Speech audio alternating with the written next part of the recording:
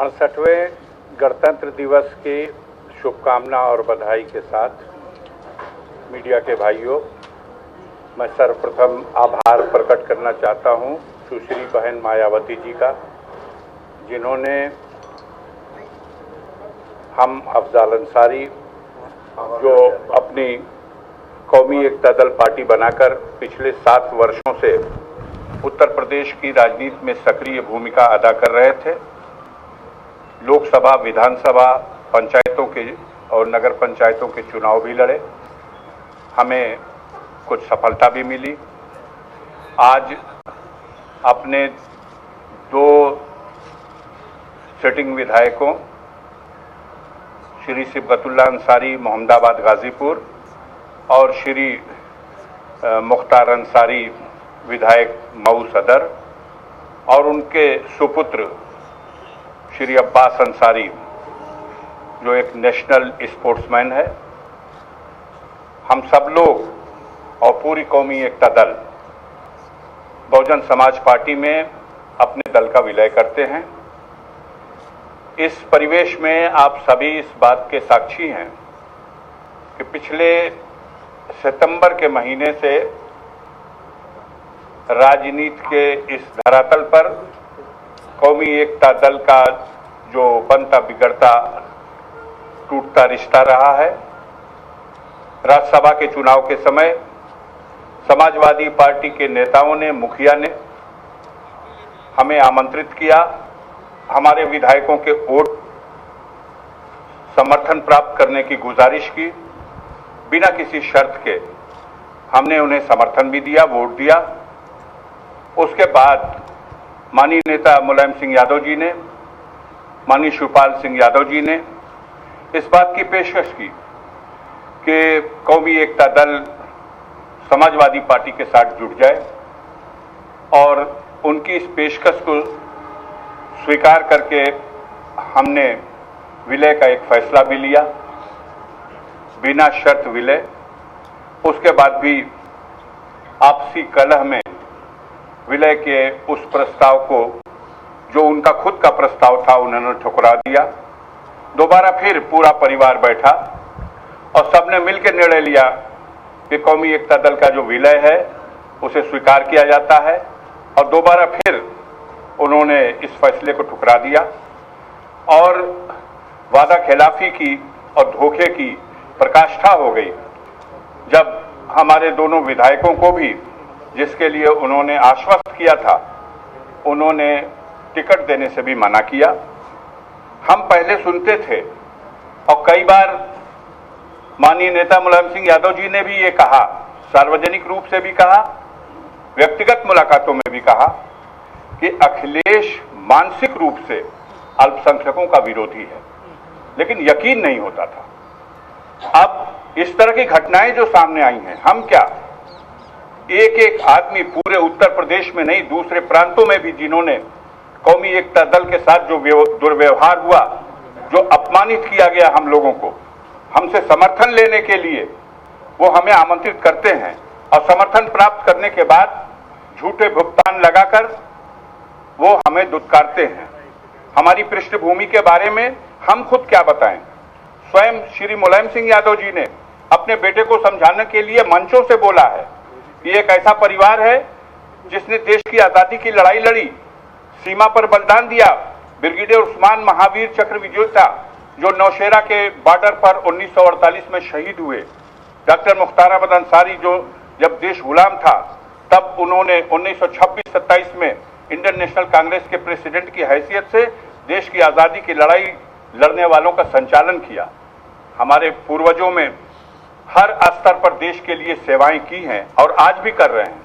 और हम लोगों को चूंकि अल्पसंख्यक के होने के नाते जिस तरह से भावना है माननीय मुख्यमंत्री अखिलेश यादव जी की, और उस दुर्भावनावश जिस तरह से उन्होंने अपमानित और जलील किया है, इसका खामियाजा इस चुनाव में गाजीपुर से गाजियाबाद की जनता, खास तौर से अल्पसंख्यक और हर समाज के लोग, उनको इसका खामियाजा भुगतना पड़ेगा। इस तकलीफ को महसूस किए हैं।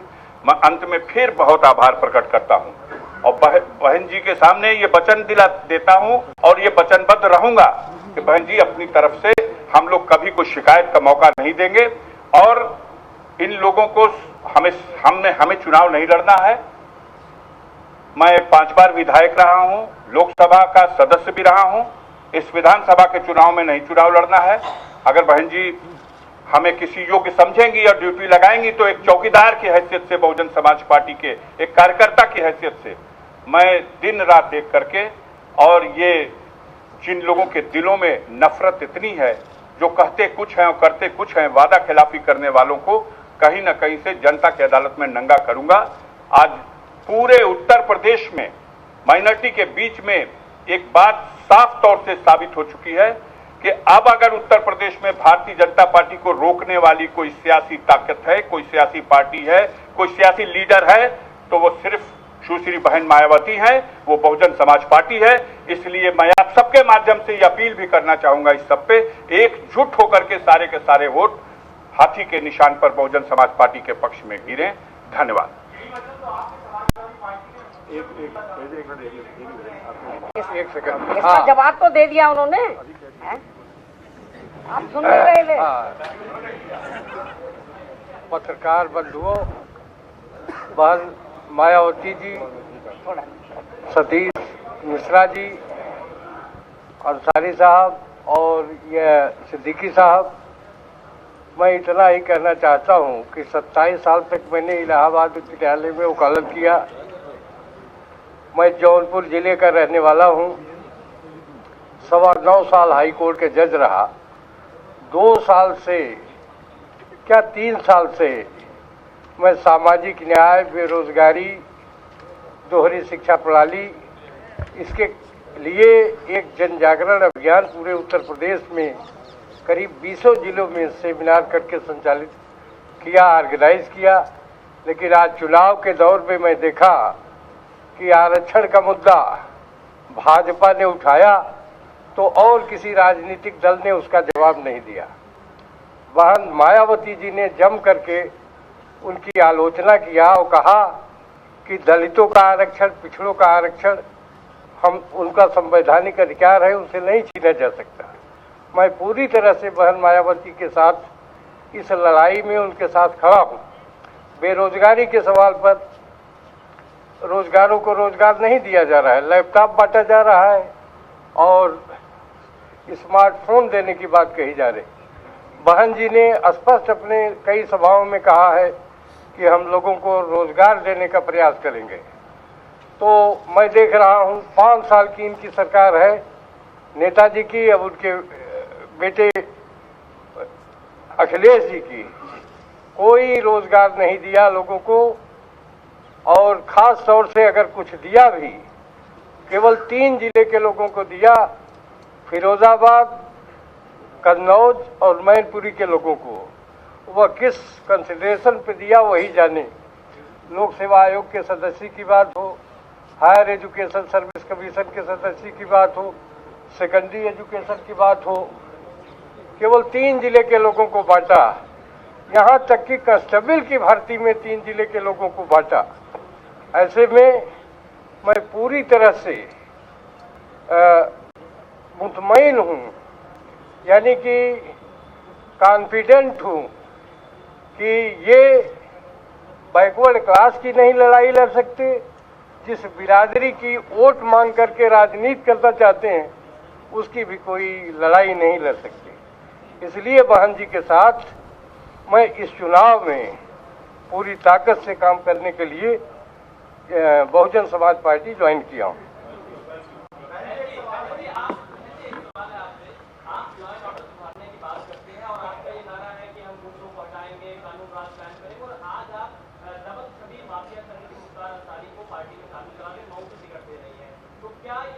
आपके पास आप किस आधार पे कह सकते हैं कि वो माफिया है या बाहुबली है? किस आधार पे कह सकते हैं?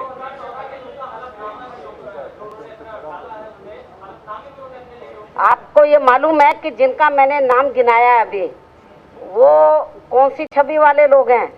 जिनमें से आधे लोग, मेरी बात सुनो, जिनमें से आधे लोग सपा में हैं और आधे लोग भाजपा में हैं। और बीजेपी का नहीं, मैं जो आपको मेरी बात सुन लो, बीएसपी में पहली बात तो हमारी पार्टी जो क्रिमिनल एलिमेंट्स होते हैं उनको बीएसपी में नहीं लेती है, और लेकिन उनको सुधरने का भी मौका जरूर देती है। यदि उनमें से कुछ लोग गलत संगति की वजह से, यानी कि कुछ लोग भले होते हैं, गलत संगति की वजह से तो वो गलत रास्ते पर चले जाते हैं। आपको याद होगा जब उत्तर प्रदेश में मेरी सरकार थी तो मैंने पुलिस कर्मियों की, आईपीएस ऑफिसर्स की मैंने मीटिंग बुलाकर उनको ये कहा था कि आप अपने जिले में ये देखो, जो भले लोग हैं और गलत संगति में फंसकर वो गलत रास्ते पे चले गए हैं, तो आप विशेष अभियान चलाओ कि वो अच्छे रास्ते पर आ जाए। मेरी बात सुन लो। मुख्तार अंसारी के बारे में मैंने आपको बताया कि उनके बारे में जो खास तौर से जो आरोप लगाए गए हैं और जो उन्होंने जो सन 2005 का मैंने हवाला दिया है उसके बारे में मैंने काफी कुछ डिटेल में बता दिया, उसको मैं दोबारा रिपीट नहीं करना चाहती हूँ। और ये मैं आपको बताना चाहती हूँ कि बहुजन समाज पार्टी में तो कभी भी क्रिमिनल एलिमेंट्स नहीं रहे हैं, और हमारी पार्टी ने ये पूरा प्रयास किया है कि जो गलत रास्ते पर चल रहे हैं और वो अच्छे रास्ते पर चलना चाहते हैं, बीएसपी के नेतृत्व में वो अच्छे रास्ते पर चलना चाहते हैं और वो मुझे आश्वासन देते हैं कि हम अच्छे रास्ते पर चलेंगे, तो मैं समझती हूँ कि उन्हें हमें सुधरने का मौका देना चाहिए। जहाँ तक अंसारी परिवार का सवाल है, मुझे नहीं लगता कि इनके बारे में जिस तरीके की एक धारणा लोगों ने बनाई हुई है, मैं समझती हूँ वो ठीक नहीं है। तथ्यों के आधार पर आप लोगों को बोलना चाहिए। जो इनके ऊपर खास तौर से हत्या के आरोप लगाए जाते हैं कि इनका हाथ हत्या के अंदर है, तो क्या आज तक वो सबूत पेश कर पाए हैं? सीबीआई ने भी जांच की उनके कुछ मामलों में, कोर्ट में भी मामले चले।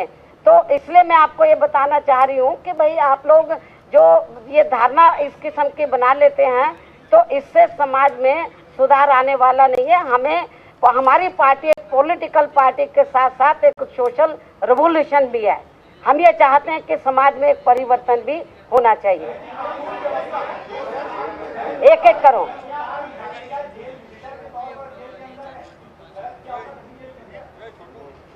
उनके ऊपर जो मुझे बताया गया उनके भाई ने कि जब कृष्णा राय का जब हत्या हुई थी वो 1 महीने पहले से ही जेल के अंदर थे।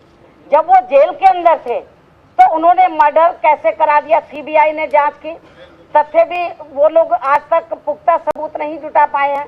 इसलिए बिना वजह किसी को राजनीतिक द्वेष की भावना से, क्योंकि इनका परिवार वहां पर पूर्वांचल में प्रभावशाली परिवार रहा है, तो उनको जबरदस्ती तो उनको फंसाने के लिए गलत रास्ते इस्तेमाल किए जाएं, मैं समझती हूँ ये ठीक नहीं है। हाँ, एक एक करके बोलो।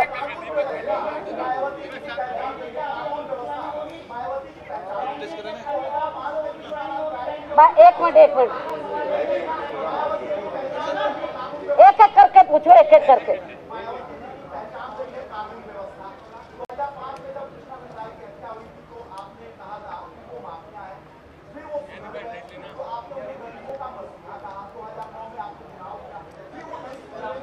उसका जवाब मैं दे चुकी हूँ, बताओ भाई आप।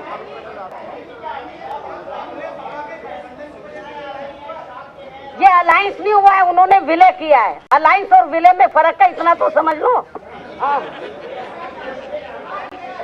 एक एक करके। हाँ, अरे भाई एक एक करके पूछो।